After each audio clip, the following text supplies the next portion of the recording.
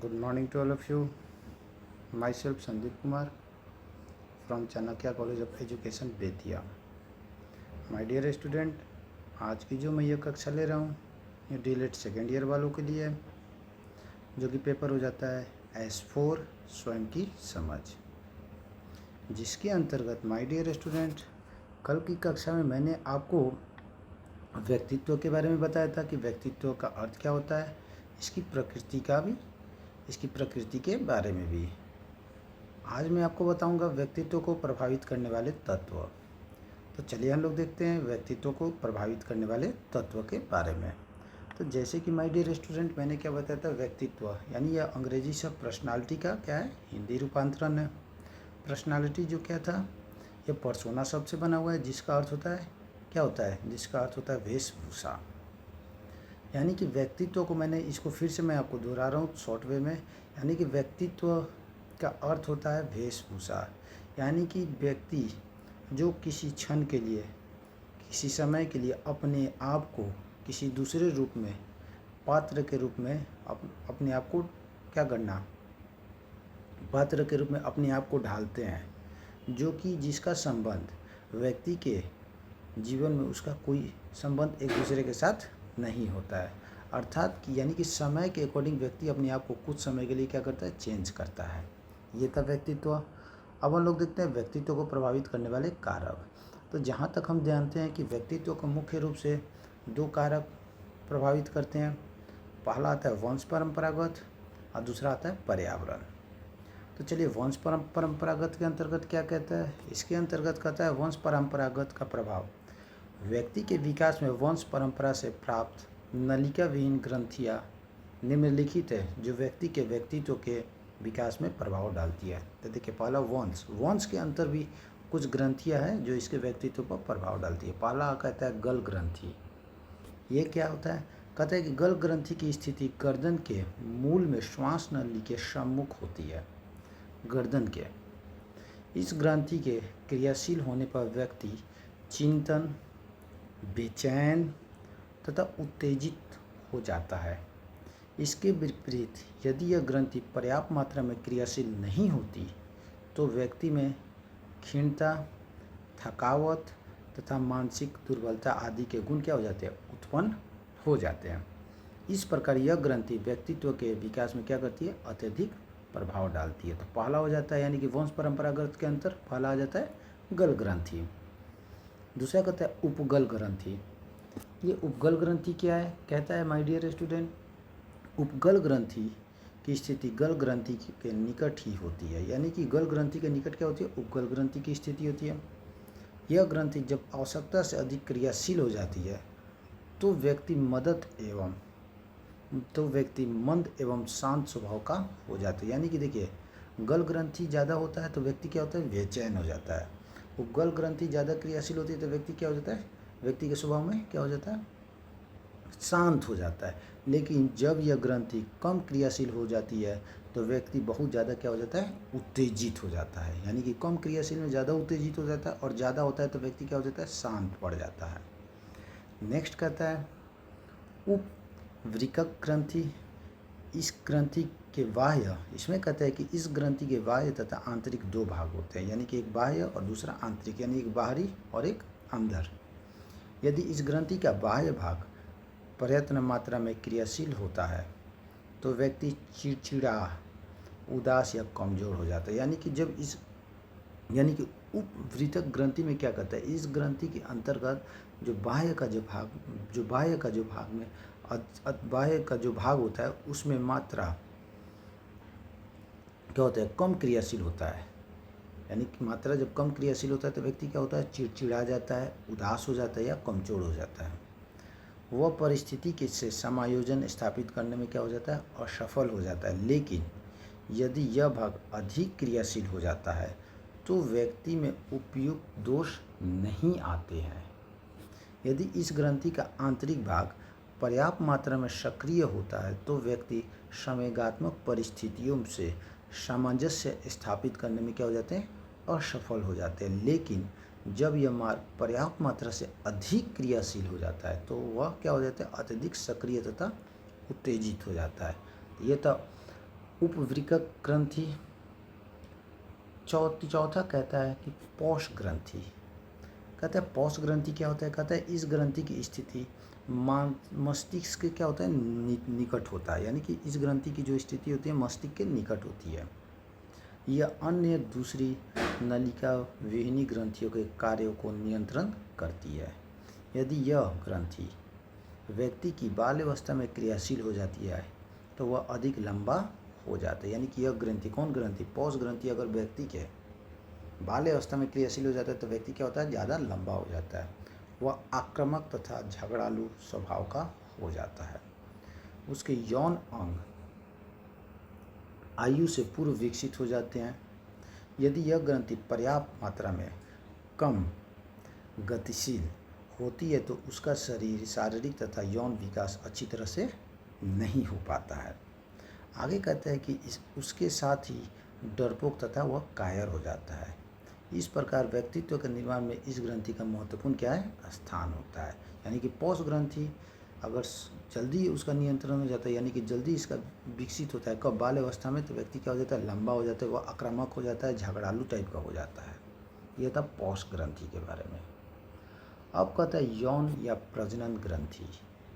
यौन या प्रजनन ग्रंथियाँ व्यक्ति की यौन संबंधी विशेषताओं को क्या करती है, निर्धारित करती है, यानी किसके अनुसार, यौन की। वुडवर्थ ने कहा है कि पुरुष हार्मोन्स पुरुषोत्तम की दिशा में विकास करते हैं, स्त्री हार्मोन्स स्त्री की दिशा में क्या करते हैं, विकास करते हैं।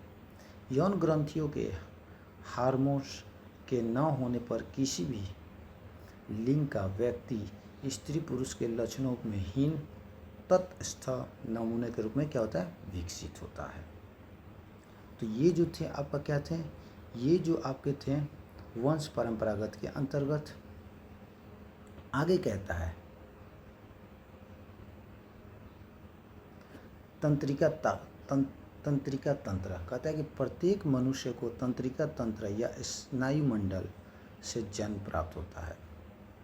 जिस मनुष्य का स्नायु मंडल जितना अधिक सुव्यवस्थित ढंग से होता है, यानी स्नायु मंडल, उस व्यक्ति का उतना ही अधिक व्यक्तित्व होगा, क्योंकि नाड़ी मंडल का विकास होने में संपूर्ण मानसिक प्रक्रियाएं सुचारू रूप से क्या होती है, संचालित होती है। इसके विपरीत जिन मनुष्य का नाड़ी मंडल का विकास अच्छी तरह से नहीं होता है, वे न तो ज्ञान की प्राप्ति कर पाते और न ही पर्यावरण के समायोजन ही हो पाता है। दूसरे शब्दों में कहा जा सकता है कि उसके व्यक्तित्व का विकास क्या होता है, अच्छी तरह से नहीं हो सकता है। यानी कि तंत्रिका तंत्र यानी किससे आपको कहता है, नाड़ी से कहता है। आगे आपका कहता है शारीरिक रचना एवं स्वास्थ्य। इसमें क्या कहता है, माय डियर स्टूडेंट, प्रत्येक मनुष्य के व्यक्तित्व के विकास में उसका शारीरिक रचना तथा स्वास्थ्य का क्या होता है, अधिक प्रभाव पड़ता है। यानी कि जितना आपका स्वास्थ्य अच्छा होगा उतना आपका शरीर की संरचना क्या होगी, अच्छी होगी। यदि किसी व्यक्ति की शारीरिक रचना सुंदर तथा आकर्षण है तथा उसका स्वास्थ्य भी अच्छा है तो उसमें क्या होता है, उच्च भाव तथा आत्मविश्वास के महान गुण कुछ अधिक मात्रा में क्या होते हैं, उदय होते हैं। इसके विपरीत जिन व्यक्तियों की शारीरिक रचना असुंदर यानी बेकार होता है, कुरूप होता है तथा आकर्षणहीन होती है तथा उनका स्वभाव भी अच्छा नहीं होता है, तो उन व्यक्तियों में हीनता की भावना के विकास की संभावना रहती है। यानी कि शारीरिक संरचना के अंतर्गत क्या हो गया, जिसका शारीरिक संरचना अच्छे होते हैं उनका सोच अच्छा होता है, उसमें उच्च भाव होते हैं, आत्मविश्वास ज़्यादा होती है। लेकिन जिसका शारीरिक संरचना सही नहीं होता है तो क्या हो जाता है, वे कुरूप दिखते हैं, ठीक है, उनमें हीनता की भावना की ग्रंथि का क्या होता है, विकास होता है। नेक्स्ट कहता है मूल प्रवृत्तियों या प्रेरक। इसके अंतर्गत माय डियर स्टूडेंट कहता है कि जब बालक जब इस संसार में अवतरित होता है यानी आता है तो उसमें कुछ मूल प्रवृत्तियाँ या प्रेरक सन्निहित रहते हैं, यानी कि वो जन्म से ही होते हैं जो उसके व्यवहार को संचालित करते हैं। फलस्वरूप समाज के मध्य क्रमशः व्यक्तित्व क्या होता है, व्यक्तित्व विकसित हो जाता है। ये हो गया मूल प्रवृत्ति। यानी कि इसमें कहता है कि जब बालक इस संसार में आता है तो क्या होता है, उसमें कुछ जन्मजात मूल प्रवृत्तियाँ उसके साथ आती है जो उसके व्यवहार के साथ क्या होता है, संचालित होती है। नेक्स्ट कहता है कुछ अन्य शक्तियाँ। उपयुक्त शक्तियों के आगे कहता है कि कुछ अन्य शक्तियाँ, यानी कि कहता है कि उपयुक्त शक्ति के अतिरिक्त बालक वंश परंपरा से ये सामग्री या शक्तियाँ प्राप्त होती है। वंश परंपरा जो चलता है, जैसे बुद्धि, संवेग, प्रतिक्षेप क्रियाएं, क्षमता, सामान्य स्वाभाविक परिस्थितियाँ, आंतरिक भाव या स्वभाव, चालक, ये सब क्या हो जाता है, कुछ अन्य शक्तियाँ जो बालक को क्या होता है, वंश के द्वारा प्राप्त होता है।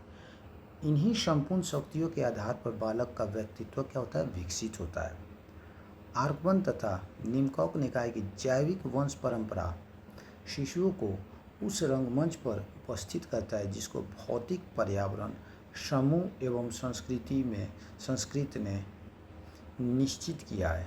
अब नाटकीय कार्य आरंभ होता है तथा नवोन्नत शरीर धीरे धीरे क्या होता है, सामाजिक व्यक्तित्व की ओर परिवर्तित किया जाता है। यानी कि जैसे जैसे बच्चों में विकास होता है वो समाज की ओर बढ़ता है।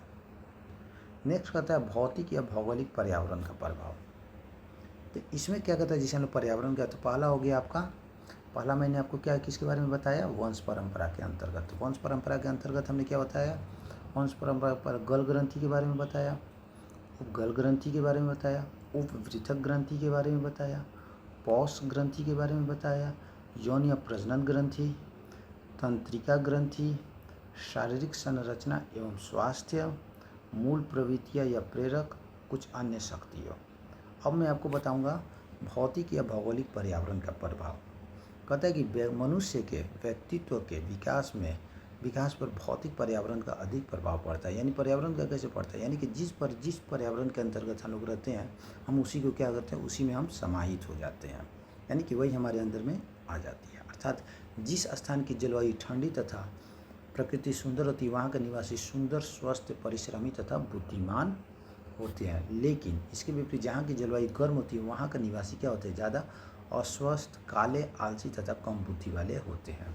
ये हो गया भौतिक, यानी कि भौगोलिक पर्यावरण में जहाँ पर जिस स्थान पर ज़्यादा पर्यावरण ठंड होता है, जलवायु जहाँ की ठंड होती है, प्रकृति सुंदर होती है, वहाँ के व्यक्ति क्या होते हैं, सुंदर, परिश्रमी तथा बुद्धिमानी होते हैं। लेकिन जहाँ की जलवायु क्या होती है, गर्म होती है, वहाँ के निवासी अस्वस्थ, काले, आलसी तथा कम बुद्धि के होते हैं। इस प्रकार आर्गवन तथा निकोफ ने कहा है कि व्यक्तित्व के विकास में प्राकृतिक पर्यावरण अथवा भौतिक पर्यावरण के प्रभाव की उपेक्षा नहीं की जा सकती है। दूसरा कहता है सामाजिक पर्यावरण का प्रभाव। इसके अकॉर्डिंग माय डियर स्टूडेंट कहता है कि व्यक्तित्व के विकास को प्रभावित करने वाले निम्नलिखित सामाजिक पर्यावरणीय कारक है। कौन कौन से? पहला कहता है अभिभावकों का प्रभाव।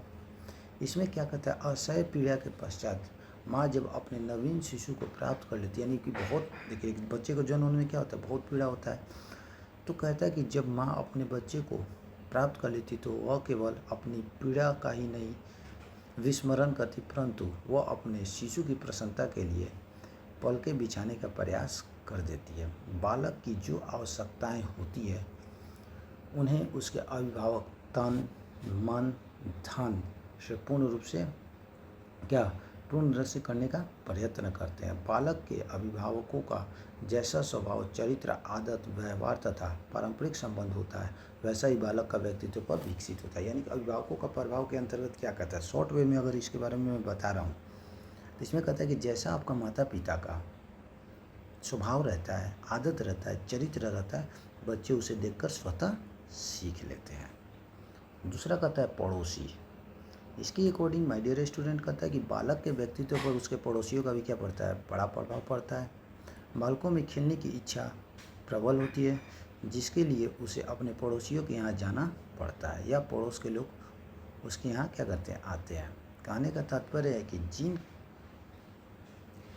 है कि उनका काफ़ी संबंध पड़ोसियों से होता है। यानी कि पड़ोसी का संबंध कैसा पड़ता है, यानी कि बच्चे तो खेलने कूदने के लिए अपने पड़ोसी के घर जाते हैं या पड़ोसी उनके पास आते हैं। तो उस स्थिति में क्या होता है, उस स्थिति में जैसा आपका पड़ोसी का व्यवहार होता है, जैसा उसका आदत होता है, बच्चे क्या करते हैं, उसको सीखते हैं। ठीक है, चाहे वो आदत अच्छा हो या चाहे वो आदत बुरा हो, उस स्थिति को बच्चे क्या करते हैं, सीखते हैं। यानी कि बच्चे उस चीज़ को सीखते हैं। अगर आपका पड़ोसी अच्छा है तो बच्चे अच्छा सीखते हैं, अगर आपका पड़ोसी गड़बड़ है तो वही यहाँ पर कह रहा है कि बच्चे या तो खेलने जाते हैं या पड़ोसी के बच्चे आते हैं। कहने का तात्पर्य है कि उनका काफ़ी संबंध पड़ोसियों से होता है। यदि पड़ोसियों के व्यवहार, आदत एवं स्वभाव में अच्छे होते हैं स्वभाव, तो बालक का व्यक्तित्व सुचारू रूप से क्या होता है, विकसित होता है। अगर उनके पड़ोसी का आदत क्या है, बुरी आदत होती है, तो क्या होता है, बच्चे के विकास पर इसका असर होता है। तो दूसरा हो जाता है पड़ोसी। तीसरा कहता है पारिवारिक संबंध। कहता है देखिए पारिवारिक संबंध में क्या हो जाता है, यानी कि पारिवारिक संबंध में देखा जाता है कि माता पिता का संबंध एक परिवार में कैसा है। अगर अच्छा रहता है तो बच्चे अच्छे गुण को सीखते हैं। अगर माता पिता का संबंध परिवार में अच्छा नहीं होता है तो बच्चे उसी चीज़ को सीखते हैं और आगे के लिए भी वही तैयार करते हैं। इसके अंतर्गत माय डियर स्टूडेंट कहता है कि अभिभावक के अतिरिक्त बालक पर अन्य सदस्यों के भी विशेष रूप से प्रभाव होता है। यदि परिवार के संपूर्ण सदस्य चरित्रवान, परिश्रमी, बुद्धिमान तथा लड़ाई झगड़े से दूर रहने वाले होते हैं तो बालक के व्यक्तित्व में इन गुणों का क्या होता है, विकास होता है। लेकिन यदि परिवार के सदस्यों में यह गुण नहीं होते हैं तो बालक के व्यक्तित्व में विभिन्न अवगुणों का क्या होता है, विकास होता है। इस प्रकार बालक के व्यक्तित्व पर क्या होता है, परिवार संबंधों का अधिक प्रभाव पड़ता है। यानी कि जैसा आपका परिवार रहेगा जस्ट लाइक बच्चे उस चीज़ को फॉलो करेंगे।